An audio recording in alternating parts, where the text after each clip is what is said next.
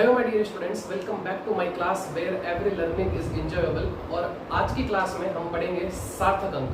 ठीक है ना, हमारा मेन टॉपिक आज का ही रहेगा सार्थक अंक। लेकिन उससे पहले हम जो है वो एक टॉपिक पढ़ेंगे, यानी कि पिछली क्लास में हमने जो है वो त्रुटियों का संयोजन या हम बोल सकते हैं संचरण जो है वो हमने स्टार्ट किया था।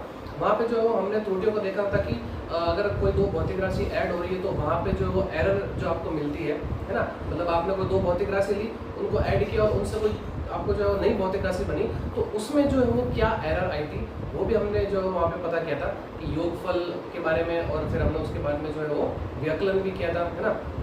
उसके बाद हमने गुणनफल और फिर हमने जो है भाग संक्रिया भी की थी।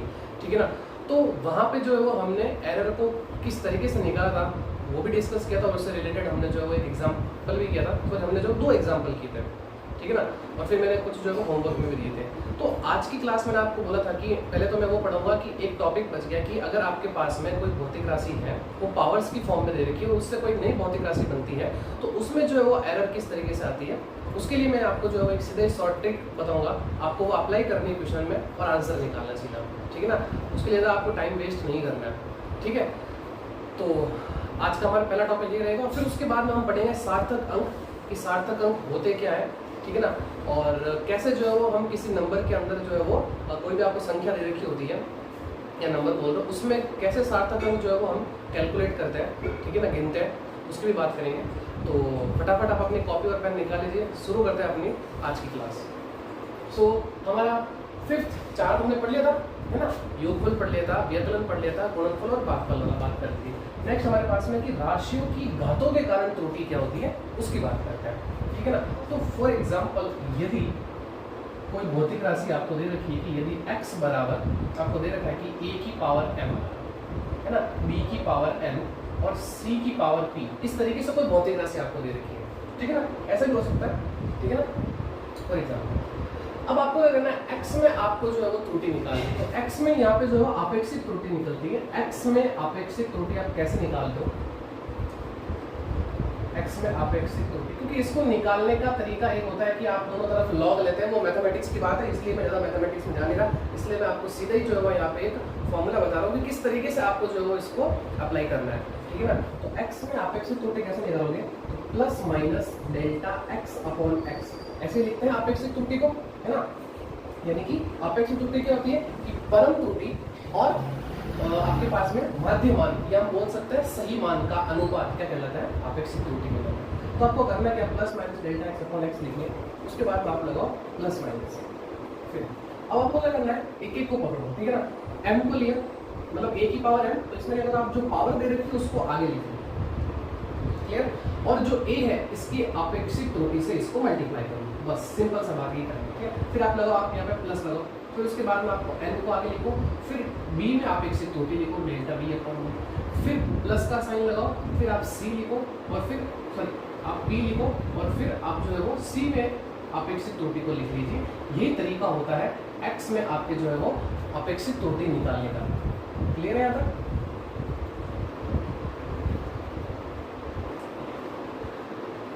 एग्जाम्पल करेंगे तो चीजें क्लियर हो जाएंगी, ठीक है। फॉर एग्जाम्पल आपको दे रहा है क्योंकि यदि z बराबर इस तरीके से दे रखा है आपको a की पावर 4, b की पावर 1/3 अपॉन c पे कुछ भी पावर नहीं, इसका मतलब कितनी है 1 है, d की पावर 3/2 हो, तो z की आपेक्षिक त्रुटि ज्ञात कीजिए। अब आपको z की जो है वो आपेक्षिक त्रुटि बतानी है, क्या होगा। सो z की आपेक्षिक त्रुटि को कैसे लिखेंगे, plus minus delta z upon z plus minus, अब देखो इसको कैसे लिखेंगे, 4 को आगे लिखो, और फिर a में आपेक्षिक त्रुटि क्या हो जाएगा डेल्टा a अपॉन है, फिर प्लस आएगा, फिर आप 1/3 लिखिए, और फिर b में आपेक्षिक त्रुटि लिखिए डेल्टा b अपॉन b, फिर प्लस। अब c की पावर 1 है और 1 को मल्टीप्लाई करोगे उसके आपेक्षिक त्रुटि से तो कोई मतलब नहीं है, तो आप सीधे जो है वो 1 को लिखने की जरूरत नहीं है, डेल्टा c अपॉन c लिख लीजिए, फिर प्लस। अब यहाँ पे आपको जो है 3/2 और फिर delta b upon. I hope आपको समझ में आ गया होगा किस तरीके से जो है वो हम, अगर आपको अच्छा ये कब करना है, आपको ये कब करना है जब आपको ऐसा पावर की फॉर्म में दे रखी है ना, फिजिकल क्वांटिटीज, और उससे कोई नई फिजिकल क्वांटिटी बन रही हो, उसमें अपन जो त्रुटि निकालते हैं वो कुछ इस तरीके से निकालते। क्लियर है, समझ में आ गया। यहाँ से ये मैंने एक फॉर्मेट बना लिया और इससे रिलेटेड मैंने एक एग्जाम्पल लिया। नेक्स्ट एग्जाम्पल पढ़ो, अच्छा एग्जाम्पल है कि कोई भौतिक राशि p इस प्रकार है, क्या दे रखा है, p is equal to a cube b square upon root c into d। ठीक है, अब इसमें बोला कि यदि a b व c व d के मापने में प्रतिशत त्रुटियां क्रमशः 1% ये किसमें है, a में, 3% b में, 4% c में और 2% d में है, तो राशि p में प्रतिशत त्रुटि बताओ क्या है ना। अच्छा सवाल, यानी कि a b c d में तो प्रतिशत त्रुटि आपको दे दी, अब आपसे पूछा है बताओ p में प्रतिशत त्रुटि क्या है। कोई बात नहीं, निकाल लेंगे। तो सबसे पहले आप जो है इसकी अपेक्षित त्रुटि निकाल। आपको पता है कि प्रतिशत त्रुटि क्या होती है, कि जो अपेक्षित त्रुटि होती है उसको हम 100 से मल्टीप्लाई कर देते हैं, तो हमारे पास में क्या जाती है, प्रतिशत त्रुटि आ जाती है। सो इसको सॉल्व करते हैं। तो देखो प्रतिशत त्रुटि हम जो है p में कैसे लिखेंगे, सो डेल्टा, इसमें आपको जगह कम हो जाएगी, delta p upon p plus minus delta p upon p is equal to, अब इसको कैसे लिखेंगे, plus minus 3 multiply delta a upon a plus 2 multiply delta b upon b plus, अच्छा रूट c, रूट का मतलब कितना होता है, पावर 1/2, तो इसका मतलब ये हो जाएगा 1/2 delta c upon c plus d की पावर नहीं लिख रखी है तो कोई दिक्कत नहीं है, डेल्टा d अपॉन। अच्छा अब हम क्या करेंगे, हमें प्रतिशत त्रुटि निकालनी है ना, तो इसको अगर हम 100 से मल्टीप्लाई कर दो पूरी इक्वेशन को, तो 100 से मल्टीप्लाई करने पे क्या मिलेगा, देखो plus minus delta p upon p multiply 100% is equal two plus minus 3 into delta a upon a multiply 100%, फिर plus 2 into delta b upon b into 100%, फिर plus 1/2 into delta c upon c into 100% plus delta d upon d into 100%। Clear है यहाँ तक, इस तरीके से करेंगे। Okay, अब ध्यान से देखो, a में प्रतिशत त्रुटि 1%, तो ये क्या है, ये a में प्रतिशत त्रुटि है, तो इसकी जगह क्या जाएगा 1%, इसकी जगह क्या जाएगा 3%, इसकी जगह आपके पास में कितना 4% और इसकी जगह आपके पास में कितना 2%। अरे ये तो अपेक्षित त्रुटि मल्टीप्लाई 100 से कर दे तो ये क्या होगी, पूरी प्रतिशत त्रुटि होगी ना, बताया था ना मैंने आपको प्रतिशत त्रुटि जब पढ़ाया था। Plus minus delta p upon p into 100% is equal two plus minus 3 into delta a upon a into 100%। तो इसके लिए क्या आपके पास में a में प्रतिशत त्रुटि कितने दे रखी है, 1%, तो 1% प्लस 2 इंटू b में प्रतिशत त्रुटि कितने दे रखी है आपको, 3 दे रखी, फिर प्लस 1/2 c में प्रतिशत त्रुटि कितने दे रखी है आपको, 4 दे रखी है, 4%, और फिर प्लस d में प्रतिशत त्रुटि आपको कितने दे रखी है, 2 दे रखी है, यानी कि 2%। सीधा ठीक है, सॉल्व कर लो इसको।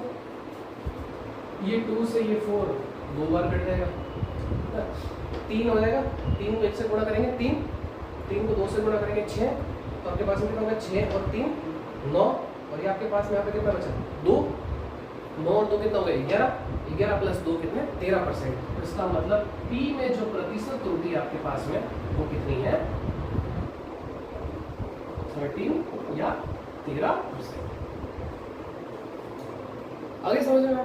तो इस तरीके से जो हम क्वेश्चन करेंगे, जब अगर आपके पास में पावर की फॉर्म में अगर आपको भौतिक राशि दे रखी हो, तो उसको जो हम कुछ इस तरीके से करते हैं, अपेक्षित त्रुटि के अकॉर्डिंग करना है, ठीक है ना। तो याद रखना x is equal to a की पावर n, b की पावर n अपॉन c की पावर p लिखा हुआ है, तो उसको हम इस तरीके से लिखते हैं। करना कुछ नहीं है, सिंपल सी बात है, चाहे ऊपर दे रखी हो चाहे नीचे दे रखी हो, कोई दिक्कत नहीं है।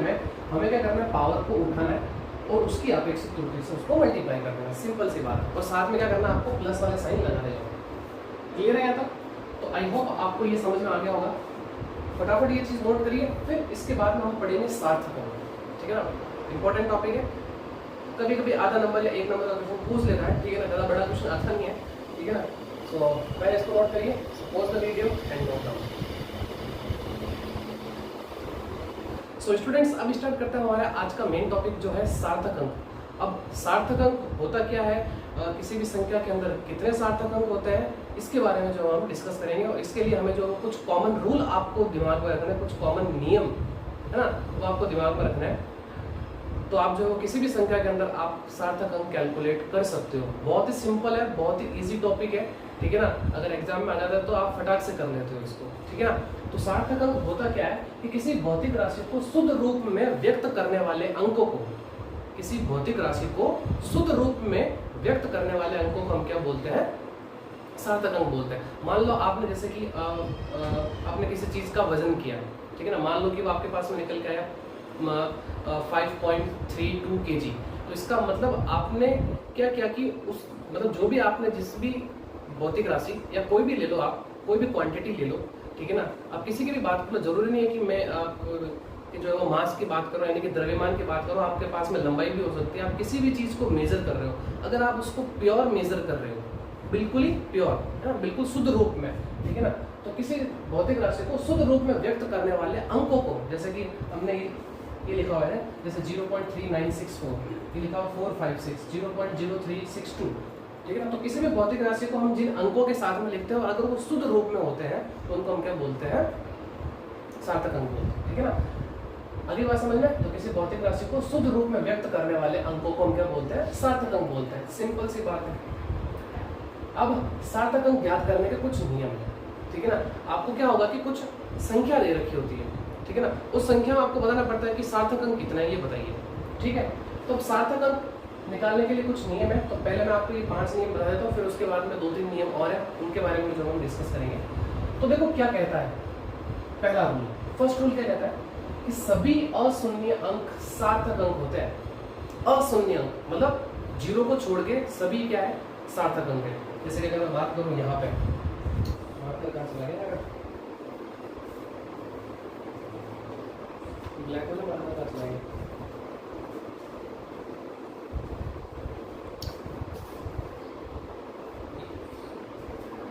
ये रहा, ओके। तो हम बात कर रहे थे कि सभी अशून्य अंक सार्थक अंक होते हैं, ठीक है ना। तो अब देखो यहाँ पे 0 को छोड़ के बाकी सारे क्या आपके पास में सार्थक अंक है, ये ध्यान रखना। तो इसका मतलब अगर मैं आपसे पूछूं कि इसके अंदर कितने सार्थक अंक है, तो 1 2 3 4, तो इसके अंदर कितने सार्थक अंक है, 4 सार्थक अंक है। इस तरीके से अगर मैं आपसे पूछूं कि इसमें कितने सार्थक अंक है, तो आपका आंसर आ गया होगा इसमें कितने, 3 है। और अगर इससे पूछा जाए कि इसमें कितने सार्थक अंक है, तो आपका आंसर होगा कितने, 1 2 3, ठीक है, 3 सार्थक। अगली बात समझ में क्लियर है, ओके। अब सेकंड रूल पे चलते हैं। सेकंड रूल क्या कहता है कि दो अशून्य अंकों के मध्य आने वाले सभी शून्य सार्थक होते हैं। पहला रूल तो क्या कहता है कि शून्य को छोड़ के सभी क्या होता है, सार्थक अंक होता है। लेकिन अगर शून्य दो अशून्य अंकों के बीच में आ रहा है तब वो सार्थक होता है। अगली बात समझ, जैसे कि लिखा हुआ है 2.0013, तो ये दोनों जीरो देखो 1 और मतलब 2 और 1 के बीच में आ रहा है, तो इसका मतलब ये भी सार्थक अंक होंगे। अगर आपसे पूछा जाए कि यहाँ बताइए कितने सार्थक अंक है, तो आपका आंसर होगा 1 2 3 4 5, यहाँ पे कितने, 5 सार्थक अंक है। क्लियर है, ओके। नेक्स्ट इसमें देख लो 1 2 3 4 5 6, तो इसका मतलब यहाँ पे आपके पास में जो सार्थक अंक निकल के आ रहे हैं वो कितने हैं, आपके पास में 6 सार्थक अंक है। और यहाँ पे अगर आपसे पूछे कि सार्थक अंक कितने हैं, तो आपका आंसर आ चुका होगा ये कितने, 4, क्योंकि इन जीरो को भी हम क्या करेंगे, काउंट करेंगे, क्योंकि ये दो अशून्य अंकों के बीच में आ रहे हैं। क्लियर है। आगे जैसे जैसे रूल बढ़ेगा सब कुछ समझ में आते रहेंगे, ठीक है ना। नेक्स्ट थर्ड इंपॉर्टेंट है, ध्यान से समझना। यदि संख्या 1 से कम है, तो ये सारी संख्या 1 से कम है हो, तो दशमलव बिंदु के दाहिने तथा अशून्य अंक के बाईं ओर उपस्थित सभी शून्य सार्थक नहीं होते। समझाता हूं मैं इसको कैसे, इस एग्जांपल से समझो। ये नियम ये कहता है कि दशमलव के दाहिनी ओर और पहले अशून्य अंक है ना, ये लिखा है, तथा अशून्य अंक के बाईं ओर, दशमलव के तो दाईं हो गया और अशून्य के बाईं ओर हो गया, तो उपस्थित जितने भी जीरो होते हैं वो सारे सार्थक अंक नहीं होते। आगे बात समझ, वो सार्थक अंक नहीं होता है, ठीक है। तो अगर मैं आपसे पूछूं कि यहाँ सार्थक अंक कितने हैं, तो आपका आंसर क्या आना चाहिए कि 1 और 2, यानी कि सिर्फ 2, है ना। दशमलव के दाहिनी ओर और पहले अशून्य अंक के बाईं ओर जितने भी जीरो है सारे सार्थक अंक नहीं है, ठीक है ना, ओके। ना यहाँ पे सार्थक अंक बताओ 1 2 3। अच्छा, अब बोलोगे कि सर इसको क्यों काउंट किया, तो यहाँ पे देखो ये दूसरा नियम लगेगा कि अशून्य अंक के बीच में जीरो आएगा तो वो काउंट होगा। आरी बात समझ में, और अशून्य अंक के पहले और दशमलव के बाद में वो जीरो काउंट नहीं होगा। यहाँ देखो 1 2 3 4, तो यहाँ आपके पास में सार्थक अंक कितने हैं? 4। कितने सार्थक अंक हो गए? 4 हो गए। आगे बात समझ में क्लियर है यहाँ तक? नेक्स्ट पॉइंट में, ऐसी संख्या जिसमें दशमलव बिंदु हो, जिसमें दशमलव बिंदु हो, ठीक है, संख्या कुछ भी हो सकती है, जो इसने ये नहीं बोला कि 1 से कम हो, ऐसी संख्या जिसमें दशमलव बिंदु हो, तो दशमलव बिंदु के अंतिम अशून्य के पश्चात दाहिनी ओर आने वाले सभी शून्य सार्थक होते हैं। बड़ा ही इंपॉर्टेंट रूल है। क्या बोला है कि दशमलव बिंदु के अंतिम अशून्य, दशमलव बिंदु के बाद में जितने भी अंक दे रखे हैं ना, उसमें सबसे लास्ट में जो अशून्य अंक है, उसके बाद में जितने भी आपके 0 आ रहे हैं या शून्य आ रहे हैं, वो सारे सार्थक होते हैं। ठीक है, तो यहाँ पे देखो, तो दशमलव के बाद में अंतिम अशून्य अंक कौन सा है? दशमलव के बाद में अंतिम ये है, तो इसके बाद में जितने भी 0 आ रहे हैं वो सारे सार्थक अंक होता है। तो इसका मतलब यहाँ पे अगर आपसे पूछे सार्थक अंक, तो आपका आंसर आना चाहिए कितना? 3। ये नहीं होगा, यहाँ पे ये वाला रूल लगेगा, इसमें इस 0 के लिए ये वाला रूल लगेगा, इन 0 के लिए ये 4th रूल लगेगा। ठीक है ना? नाउ नेक्स्ट, सार्थक अंक इससे पूछे तो कितने? 1 2, ये तो है ही, अशून्य तो सार्थक होते ही होते हैं, ये ध्यान रखना। 1 2 3 4 5, 5 और यहाँ आ जाओ,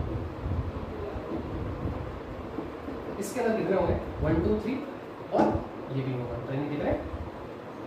4। आगे बात समझ में क्लियर है यहाँ तक? No doubt. चलिए नेक्स्ट, ऐसी संख्या जिसमें दशमलव नहीं हो। अब ये भी इंपॉर्टेंट है क्योंकि इन दोनों में कंफ्यूजन होता है कि ऐसी संख्या जिसमें दशमलव नहीं हो, तो अशून्य अंक के दाहिनी ओर स्थित सभी शून्य सार्थक अंक नहीं होते हैं, ये ध्यान रखना। सार्थक अंक नहीं होते, इसमें दशमलव नहीं हो और ये आपके पास में दशमलव बिंदु हो, इन दोनों में ये, इसमें दशमलव नहीं है, इसमें दशमलव है। दशमलव जिसमें नहीं है, तो अशून्य अंक के दाहिनी ओर जितने भी 0 आ रहे हैं वो सार्थक अंक में नहीं काउंट होते हैं, ये ध्यान रखना। तो इसका मतलब यहाँ अगर आपसे पूछे कि इसमें सार्थक अंक कितने हैं, तो आपका आंसर होना चाहिए 1 2 3 ओनली। यहाँ पे अगर आपसे पूछे सार्थक अंक कितने हैं, तो आपका आंसर होना चाहिए 3। और यहाँ अगर आपसे पूछे कि बताओ यहाँ सार्थक अंक कितने हैं, तो आपका आंसर होना चाहिए 1 2 3 4। इस 0 को क्यों काउंट किया? क्योंकि ये 2 अशून्य के बीच में आ रहा है, ठीक है ना, 2 अशून्य अंक के बीच में आ रहा है, तो 2 अशून्य अंकों के बीच में आने वाले 0 सार्थक अंक में काउंट किए जाते हैं। ठीक है, तो ये बेसिक रूल थे 5। अभी 3 रूल और बाकी है, पहले ये नोट करोगे तो फिर वो समझाऊंगा। तो पहला रूल क्या था हमारा कि सभी अशून्य अंक सार्थक अंक होते हैं, 0 को छोड़ के सभी जितने भी अंक हैं वो सारे सार्थक अंक में आते हैं। नेक्स्ट, कि 2 अशून्य अंकों के बीच में आने वाले 0 सभी सार्थक अंक में काउंट होते हैं। नेक्स्ट, तीसरा क्या था कि यदि संख्या 1 से कम हो तो दशमलव के दाईं ओर और पहले अशून्य अंक के बाईं ओर जितने भी 0 है वो सार्थक अंक में काउंट नहीं होते, जैसे कि ये, ठीक है ना, दशमलव के दाईं ओर और पहले अशून्य के बाईं ओर जितने भी अंक है 0, जितने भी 0 है वो सार्थक अंक में काउंट नहीं होते। अगला 4th पॉइंट था कि ऐसी संख्या जिसमें दशमलव हो। अब दशमलव किसी भी संख्या में हो सकता है ना, जरूरी नहीं है कि 0 से हो, मतलब 1 से कम हो, ठीक है ना, कुछ भी हो सकती है, बस होना चाहिए क्या, वहाँ दशमलव होना चाहिए। तो अंतिम जो अशून्य अंक है उसके आगे जितने भी 0 आएंगे वो सारे सार्थक अंक में काउंट किए जाएंगे। क्लियर है? नाउ एंड लास्ट 5th ये था कि ऐसी संख्या जिसमें दशमलव नहीं हो। अब दशमलव नहीं है लेकिन अशून्य अंक के बाद में 0 आ रहे हैं तो वो सार्थक अंक में काउंट नहीं होंगे। इसलिए यहाँ पे कितने सार्थक अंक है? 3, इसमें कितने हैं? 3 और इसमें कितने हैं? 4। इसको क्यों किया? क्योंकि यहाँ पे दूसरा रूल लगा है। आगे बात समझ में, तो सार्थक अंक क्या होता है? किसी भी भौतिक राशि को शुद्ध रूप में व्यक्त करने के लिए हम जिन अंकों का यूज करते हैं उनको हम क्या बोलते हैं? सार्थक अंक बोलते हैं। ठीक है ना, कुछ भी ले लो आप, चाहे कोई भी भौतिक राशि हो सकती है, ठीक है, उनको आप मेजर करते हो, कुछ अंकों में लिखते हो, तो उनको हम क्या बोलते हैं? सार्थक अंक बोलते हैं। क्लियर है? तो फटाफट उनको नोट करिए, फिर हम जो है वो अपने नेक्स्ट 3 और रूल्स पे बढ़ते हैं और फिर कुछ एग्जाम्पल करेंगे और आज क्लास खत्म करेंगे। So pause the video and note down. Okay, now अब हम बढ़ते हैं हमारे नेक्स्ट रूल की तरफ। 6th रूल क्या कहता है कि अंतिम अशून्य अंक के दाहिनी ओर आने वाले सभी शून्य सार्थक होते हैं। अब कई जने सोच रहे हो सर आपने अभी जस्ट इससे पहले रोल लिखाया है कि अगर किसी में अगर आपके पास में दशमलव नहीं हो और अशून्य अंक के दाईं ओर जितने भी शून्य आते हैं, अशून्य अंक के दाईनी ओर जितने भी शून्य आते हैं, मतलब अंतिम अशून्य अंक के दाईनी ओर जितने भी शून्य आते हैं वो सार्थक अंक नहीं होते हैं। बट यहाँ पे तो आप बोल रहे हो कि अंतिम अशून्य अंक के दाईनी ओर आने वाले सभी शून्य सार्थक होते हैं। हाँ बिल्कुल होता है, लेकिन कब? यदि इनको मापन द्वारा प्राप्त किया गया। मतलब कि जैसे कि आपने कोई चीज को तोला, वो आपके पास में 5 किलोग्राम लिखा हुआ है, मतलब जो 5 किलोग्राम निकल गया सपोज, और पीछे आपने 5 केजी लिखा, तो इसका मतलब सार्थक अंक एक हो गया। जैसे आपने मान लिया कितना लिखा 500 केजी, तो इसका मतलब अगर आपने सिर्फ 500 लिखा है तब तो सार्थक अंक एक ही है, वो कौन सा है? 5। और अगर आपने इसको ऐसा लिखा कि 500 केजी तो 500 केजी, तो इसका मतलब सार्थक अंक कितने हो गए? 3। तो यानी कि अगर आप उसको मापन के साथ में अगर आप उसके पीछे इकाई लिख रहे हो उसकी, उस भौतिक राशि की क्वांटिटी की, ठीक है, जिसको आपने मेजर किया है, तो उसमें जो जीरो होंगे वो भी काउंट होंगे। जैसे कि आपको पता होगा मैंने यहाँ पे लिखा था 2010, तो उसमें मैंने सार्थक अंक कितने लिखे थे? 3 लिखे थे, है ना, 2 0 और 1। 1 के बाद वाला जो जीरो था वो सार्थक अंक में काउंट नहीं होता, लेकिन यहाँ पे काउंट होगा। क्यों? क्योंकि हमने इसको लिखा है, देखो क्या, 2010 मीटर पर सेकेंड। तो इसका मतलब अगर आपने इसको मापन के साथ में लिखा है और वो जीरो अशून्य अंक के बाद में आ रहा है, तो वो काउंट सार्थक अंक में होता है। तो इसका मतलब यहाँ पे अगर आपसे पूछो सार्थक अंक, तो आपका आंसर आना चाहिए कितना? बोलो 4। उसमें नहीं होगा क्योंकि वहां पे आपके पास में मापन के साथ में नहीं था। तो जब मापन के साथ में नहीं होता है तो हम जीरो को काउंट सार्थक अंक में नहीं करते हैं, और जब मापन के साथ में होता है तो अंतिम अशून्य अंक के बाद में जितने भी जीरो आ रहे हैं वो सारे सार्थक अंक में काउंट होते हैं। क्लियर? नेक्स्ट, इसमें बताओ सार्थक अंक कितने? 4। क्लियर? नेक्स्ट, इसमें बताओ सार्थक अंक कितने? 1 2 3 4 क्लियर है यहाँ तक? आगे बात समझ लो। चलो नेक्स्ट रूल, 7th रूल क्या कहता है कि 10 की घातों को सार्थक अंकों में काउंट नहीं किया जाता है। 10 की घातों को सार्थक अंकों में नहीं गिना जाता है, लेकिन जो 10 की घातें होती है वो सार्थक अंक में नहीं आती है। तो यहाँ पे बता दो फटाफट आपके पास में कि सार्थक अंक कितने होते हैं? इसमें कितने हैं? 2। इसमें बताओ सार्थक अंक कितने हैं? यहाँ पे 1 2 3 4। 4 कैसे? क्योंकि ये जो जीरो है वो 2 अशून्य अंक के बीच में आ रहा है, यानी कौन सा? रूल नंबर 2 के अकॉर्डिंग। तो इसको काउंट करेंगे। हाँ,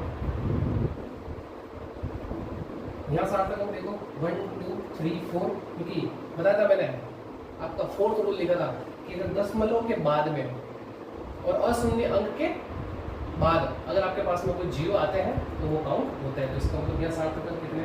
4। 1 2 3 4। 10 की घातों को काउंट नहीं किया जाता है, ये ध्यान रखना सार्थक अंकों के अंदर। क्लियर?